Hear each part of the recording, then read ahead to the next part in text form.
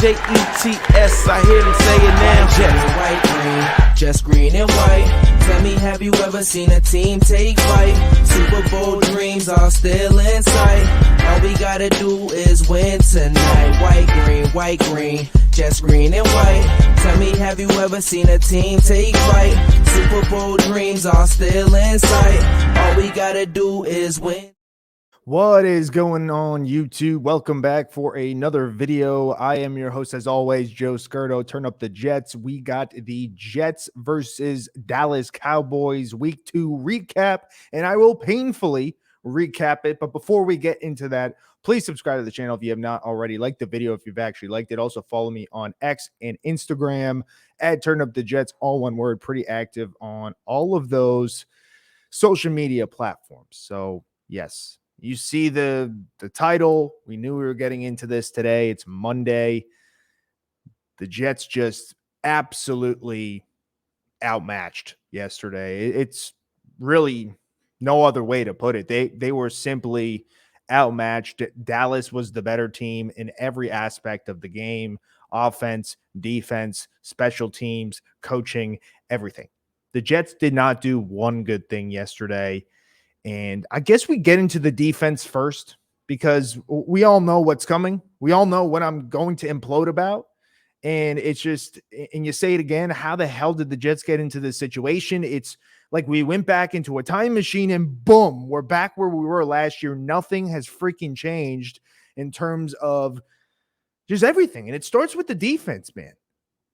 The defense can't be elite every drive. We just got to get through this through our heads. There will be offenses that are able to score against this defense. Did they do a good job on third downs? Absolutely not. Dallas converted 50% of their third downs, 9 for 18, compared to the Jets, 1 for 10. I mean, that stat alone just shows you that Dallas was the better team. It also didn't help that they ran 83 plays and had over 40 minutes of time in possession. Just to remind you, the game is 60 minutes long. Like, that is insane. Insane.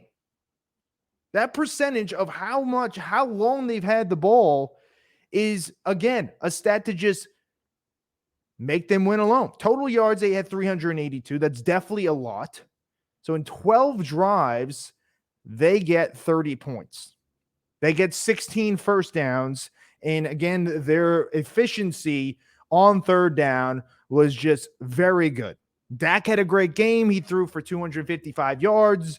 He had no turnovers in a game which I almost guaranteed a turnover in my preview. That failed to happen. It could have happened. Sauce had a wide open pick six. He dropped it. It happens. He makes players make mistakes.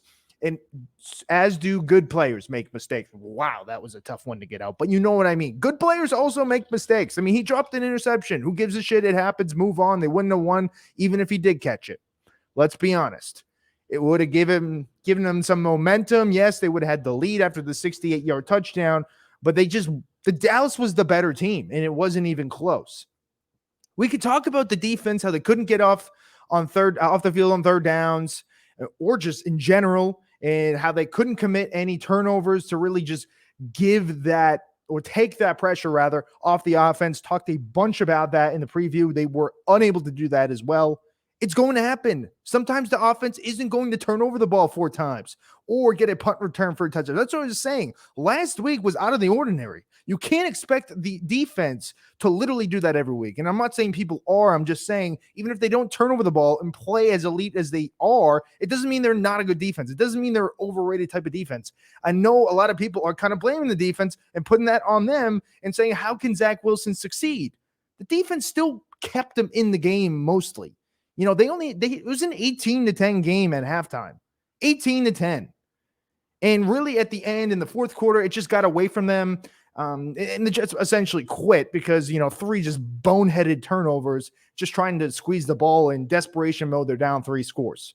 But when you look at the first half, yes, if the defense was able to get off the field a little bit, it could have been a totally different game. I thought the refs sucked, and I hate the narrative or just blaming things on the ref.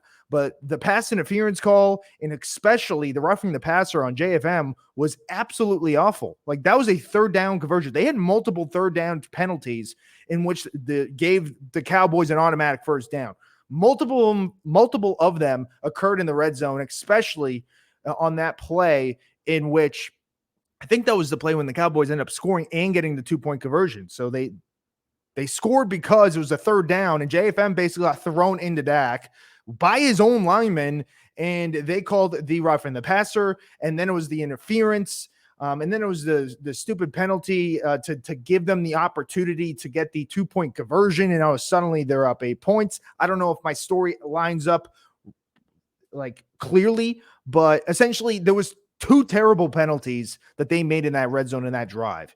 And I'm not saying that's why the defense struggled. No, the defense did struggle, but like sometimes the offense is going to have to bail out this defense. So we're saying that we have no chance to play well or to win if the defense isn't absolutely elite every week. I am sorry, but that is not realistic. I don't care how good your defense is. You look at all the good defenses in the league. You look at the 49ers. You look at, obviously, this Cowboys defense.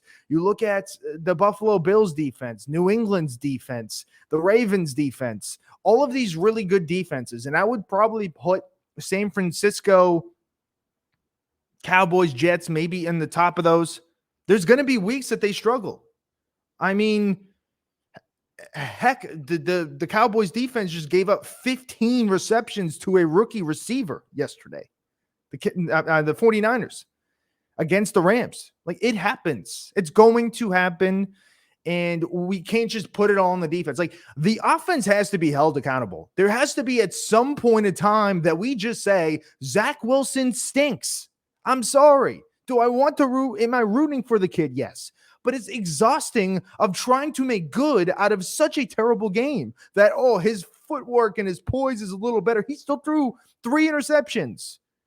He still was unable to get one drive that they moved down the field consistently.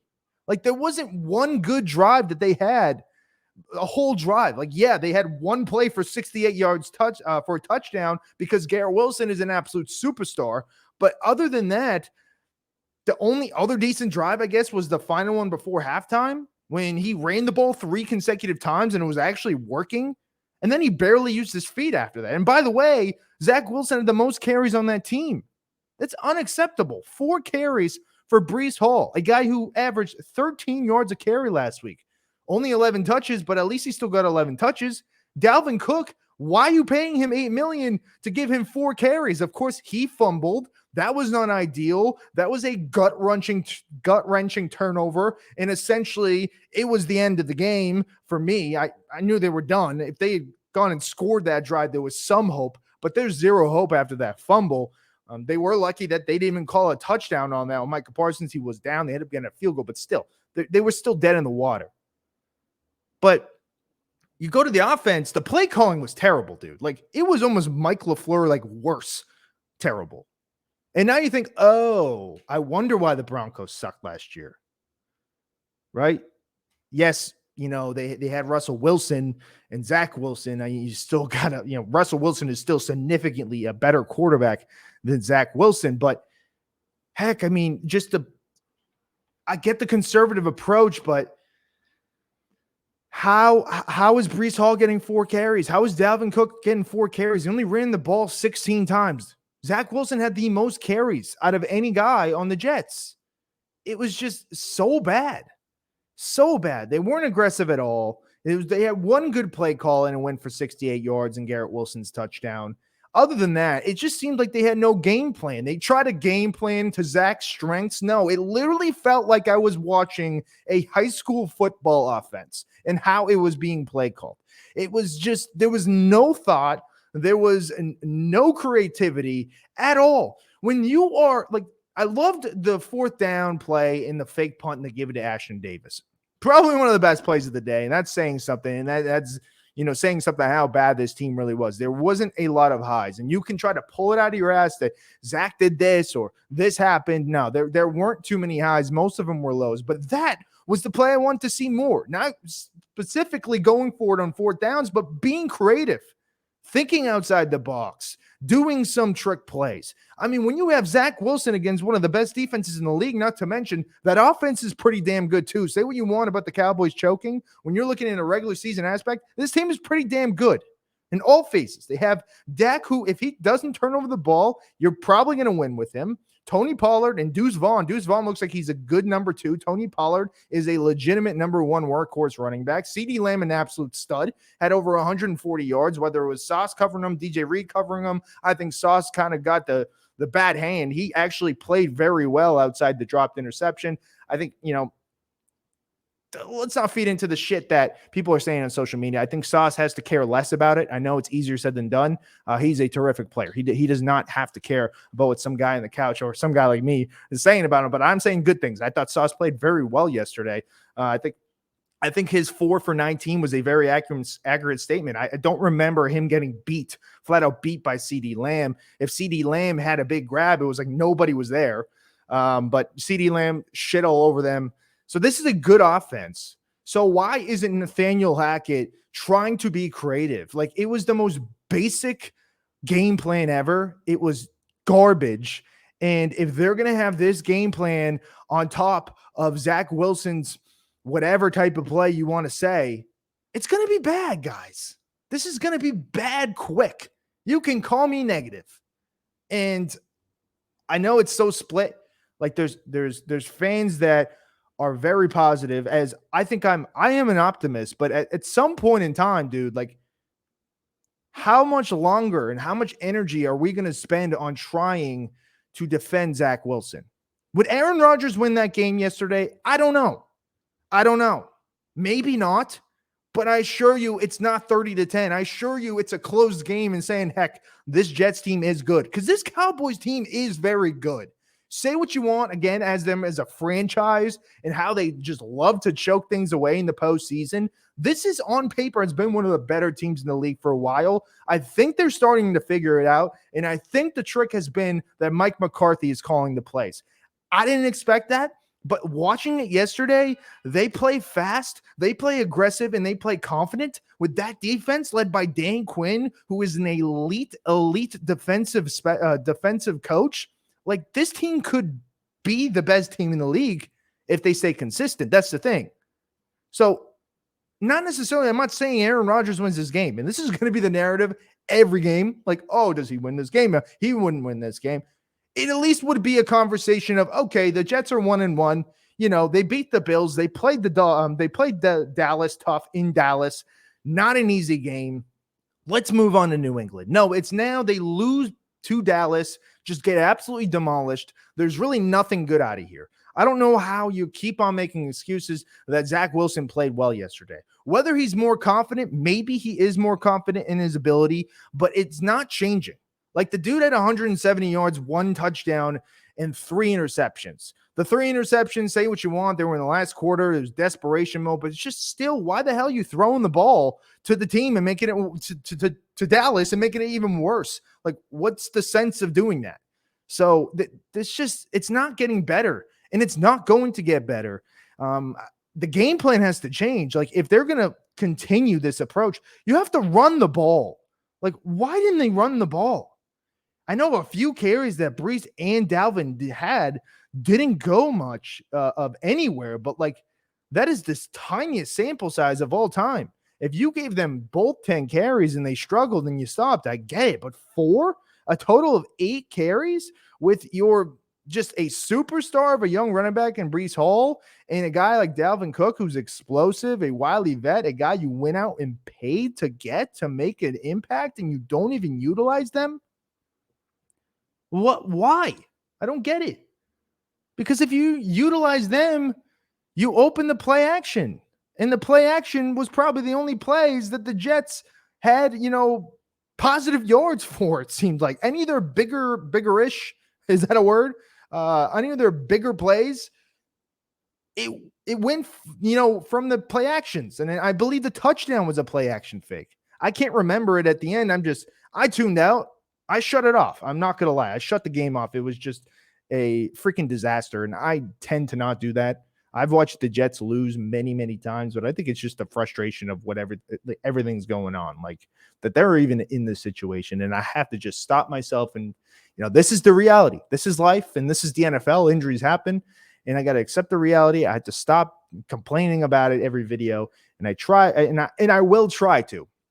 But it's just hard watching this offense. And it's just hard to see anyone, giving any reason to, like, I don't know how you gain anything off of this. Like, yes, this is probably the best defense that the Jets will play. And I completely forgot to add the elite defenses. The Philadelphia Eagles, now looking into that, they will be playing them in week 6. The Philadelphia Eagles are also an absolute elite defense. Not sure how. I forgot that when I was listing those out. Sorry, my brain is in 5 different places right now. But yes, this Dallas defense is stacked. But again, I mean, can we stop? Like, with Salah too, it's just he was like, this is the best pass rush that he's going to play. It's just, who cares? He didn't play well, and he made some mistakes at the end. No shit, he did. They have to add a veteran quarterback. What are we waiting for? He tells the press today that they don't plan on it. Like, they're really gonna, like, if Wilson blows up again against New England, in which he has had a historically terrible track record. And this is where it all started, of him being benched last year. He had 2 terrible games in a 4-week span. They played Buffalo and had a bye. Just 2 terrible games. The Jets should have won, honestly, both of them. If he blows up again,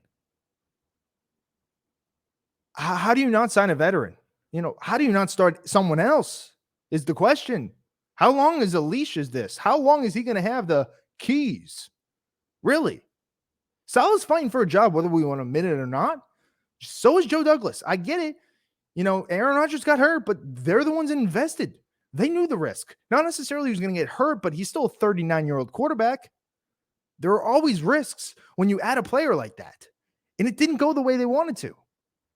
Whether he comes back in January or whatever the hell, and right now the Jets sure not convincing me that they're going to be playing late in January. I hope I am wrong, and I hope this video, is old and it ages very well sarcastically. You know what I mean? I hope I am totally wrong in that statement, but this does not look like a team that's playoff ready.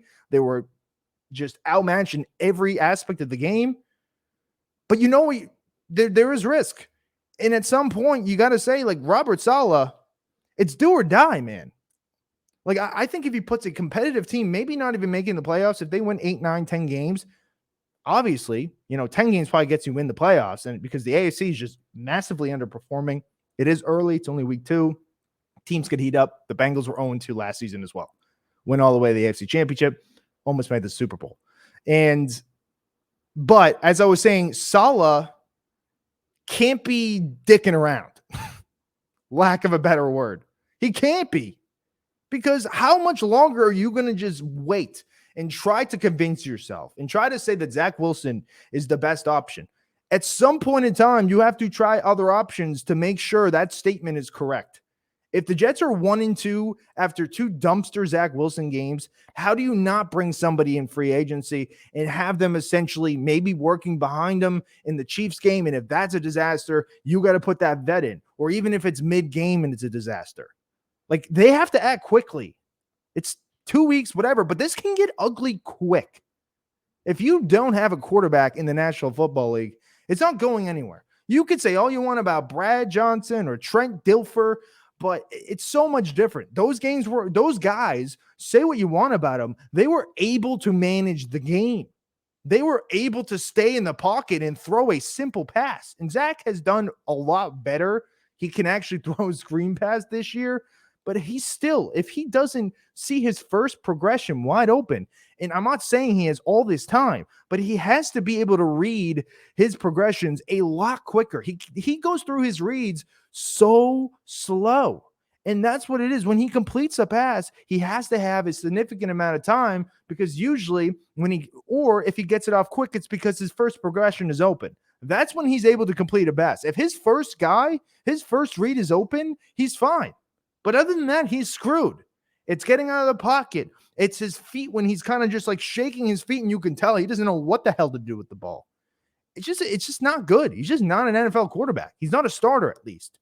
So you could say what you want that they would have lost against with Aaron Rodgers. I'm not saying they would have. I'm not saying they would have beaten the Cowboys with him. But I am saying it's a different conversation here after a loss. They lost 30-10. Yes, the defense has to be better, especially if they want to stay around for the majority of the season. The defense wasn't good, but I'm not losing sleep over it. Like, this is a very talented defense. You know, Quincy Williams has to come back and be healthy. Tony Adams, hopefully, too. But this is a really good defense. The Cowboys were just a very good team on third downs. Sometimes that's going to happen. Sometimes the offense is going to be better than the Jets defense, the opposing offense. Sometimes that's going to happen. But we have to always be ready that the opposing defense is just going to mow the Jets offense. It's just exhausting. Sometimes the offense got to bail the defense out. And it's hilarious that every time when the Jets don't play well and lose, rather, not even don't play, they lose, we go right to the defense that they didn't play well. The offense didn't play well enough to win in week 1. They seriously didn't. They scored 16 points. They had multiple drives in which had to end in a kick. And you could say, oh, your backup quarter. No, he's still the second overall pick that people are still grabbing the rope saying this guy has hope and this guy has potential. I don't see it, man. I just don't. Again, I'm going to keep rooting for this damn team, but it's exhausting. I hope the kid figures it out. I hope, it's got to land on Nathaniel Hackett. Like, his game plan sucked. Enough said. It was terrible. So, yes, the defense needs to get better. Yes, the defense needs to be more efficient on third downs. And I think they're going to eat Mac Jones alive. I just think they're going to. The track record says that too. Like, we could talk all about how how Zach Wilson sucked against Bill Belichick last year in both games. Mac Jones sucked against the Jets defense too. So this is almost like a similar Josh Allen situation. Like, the Jets have this dude's number. The Jets know how to pressure Mac Jones. They know how to make him uncomfortable, and they know how to deliver turnovers. And hopefully they don't call roughing the passers again against JFM when MC the second returned it for a touchdown in that first game at MetLife. The Jets certainly have a chance. I mean, they haven't beaten this team in 14 tries. It's been a long time, but I think the defense will bounce back, and it's all eyes on the offense. If the offense plays decent, they should win this game, but I just can't even waste my breath anymore. Some other stats we're going to go over before we close this out. Garrett Wilson had 2 catches, 83 yards. Like I said, that's 68-yard long touchdown. He did get injured at the end. It seemed like he more so got his wind knocked out of him. Conklin had a sneaky okay game, 5 catches, 50 yards. He led the team in receptions. Lazard, 2 for 23, and the rest had 1 catch. Mecole Hardman just has been non-existent in the offense. He did have 1 grab, but I'm not sure, what the point is bringing him in if you're not going to play him. Same thing with Dalvin Cook. I mean, Dalvin Cook only had 4 carries. Obviously not good, 4 for 7, but got to give him more. Breece Hall, we already said it, 4 for 9. The defense, Jordan Whitehead played good again, man. He really did. He actually led the team in tackles. Then CJ Mosley, then Quincy Williams, the usual suspects. And the thing was, they weren't able to really sack Dak, and they only had 1 sack. Solomon Thomas was the only sack. And I can't believe it took me this late, but Micah Parsons absolutely destroyed this offense, and I can't believe it took them so long to decide that, hey, we have to crack down and maybe double team this guy because he might be the best defender in the whole freaking league. Like, why did that take so long? Who freaking knows? He absolutely dominated. I mean, so I guess you can't all put it on Zach Wilson. But yeah, the dude had 2 sacks and 3 tackles for a loss. And he was in on that fumble too. But luckily, I don't have to talk about this game ever again. But lastly, yes, the Jets do fall to the Dallas Cowboys 30-10. They get set to take on the New England Patriots, as quickly mentioned earlier, at MetLife Stadium for Week 3. The Patriots are 0-2. The Jets are 1-1. The Jets are 1-0 in the division. And I guess if you want to put another positive spin is that the Jets did lose to an NFC team. So it means a little less in terms of tiebreakers, in terms of the division race. The Dolphins go and beat the Patriots on Sunday night yesterday, 24-17. The Patriots had a shot to tie it. They ultimately failed. This game should be interesting. I think the Patriots has played two really good teams and essentially has only lost by 5 and 7 to two really, really good teams, the Philadelphia Eagles and the Miami Dolphins. But yes, they were both home, so they probably should have at least stole one of those games if we're going to talk, good about them. But they are grinders. This is going to be a tough matchup. Bill Belichick owns the Jets. This defense owns Zach Wilson.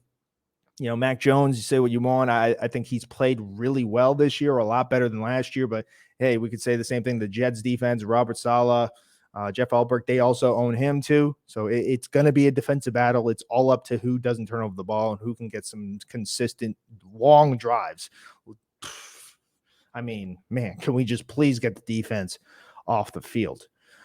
But, of course, I'll be previewing that this week. I'm going to be previewing that on Thursday. I will be not here again. I've been a traveling man.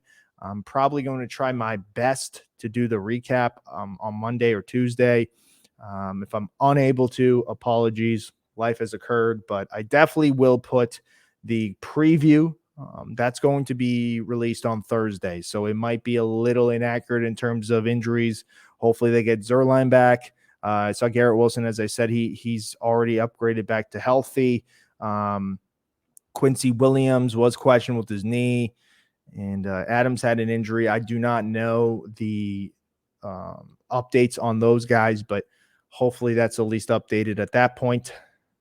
But yeah, a lot of negativity today. I apologize. I'm sure a lot of diehard Jets fans are going to call me an idiot or, just whatever. It happens. I mean, that's just how I feel. Everyone could have an opinion on the people that are trying to look positive. I disagree. And the people looking negative, those guys disagree with us. So it's just a vicious cycle. We're not going to all be able to agree on this team. And I am going to continue to say that I think this team is a very good team, like on paper, a extremely good roster. But I'm just telling you, the QB play can outweigh everything. And there are going to be some games that your defense doesn't play well. So just get used to it. I mean, we have to expect the defense to play well every week, but God forbid if we ask the offense to play well, it's, being unrealistic. Can't be like that. It's got to be two ways. Sometimes, this is probably the 5th time I've said it, the offense needs to bail out the defense. But definitely appreciate you watching as always. Again, Turn Up the Jets here. You can follow me on X and Instagram at Turn Up the Jets, all one word.